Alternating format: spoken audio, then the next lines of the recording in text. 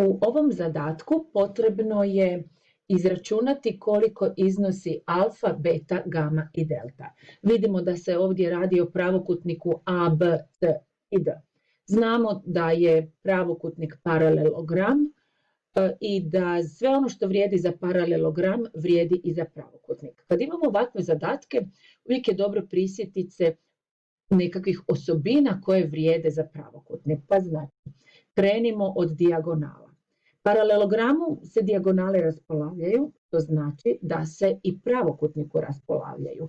Pa to onda znači koliko je od A do S, toliko je i od S do C. Koliko je od B do S, toliko je i od S do D.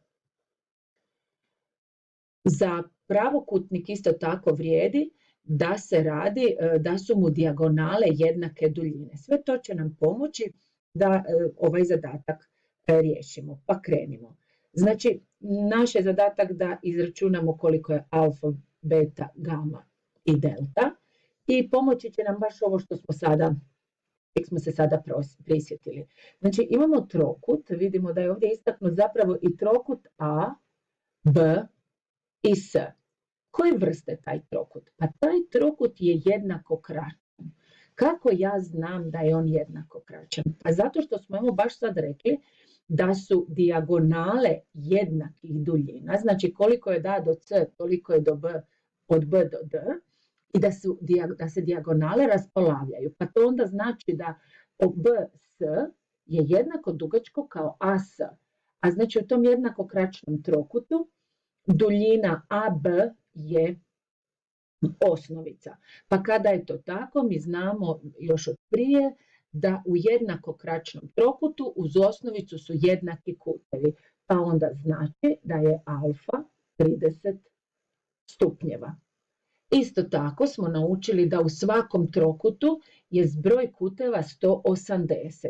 Pa to onda znači da ove dvije alfa plus 30 stupnjeva, znači alfa je 30 stupnjeva i ovo je 30 stupnjeva, to je 60, odnosno da ćemo betu dobiti tako da od 180 stupnjeva oduzmemo 60. Kada to oduzmemo, dobijemo da je 180 stupnjeva minus 60 stupnjeva 120 stupnjeva. Jel' tako? Sad, idemo dalje. Isto tako vidimo ovdje da su beta i gama zapravo susjedni kutevi, a znamo da susjedni kutevi zajedno imaju 180 stupnjeva, pa onda znači gama je od 180 stupnjeva, oduzmem 120 stupnjeva i gama je 60 stupnjeva. Sad, i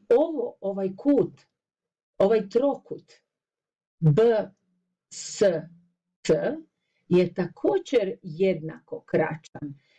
Pa ove dijagonale, odnosno pola dijagonale od B do S i od S do C su jednako dugačke i one su zapravo krakovi, a dužina BC je osnovica. Uz osnovicu su kutevi jednake duljine.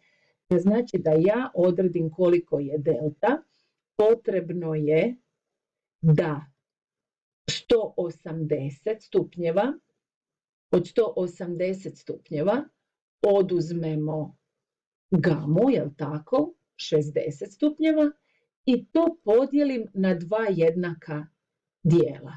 Znači to mogu i ovako napisati ili mogu napisati kroz 2. Znači delta jednako, znači 120 stupnjeva podijeljeno 2 i delta je 60 stupnjeva. Znači da je i uz kut pri vrhu B 60 stupnjeva i zapravo ovo se radi o jednakostraničnom trokutu jer su svi kutevi od 60 stupnjeva. No naš je zadatak da odredimo alfu, betu i evo došli smo do rješenja.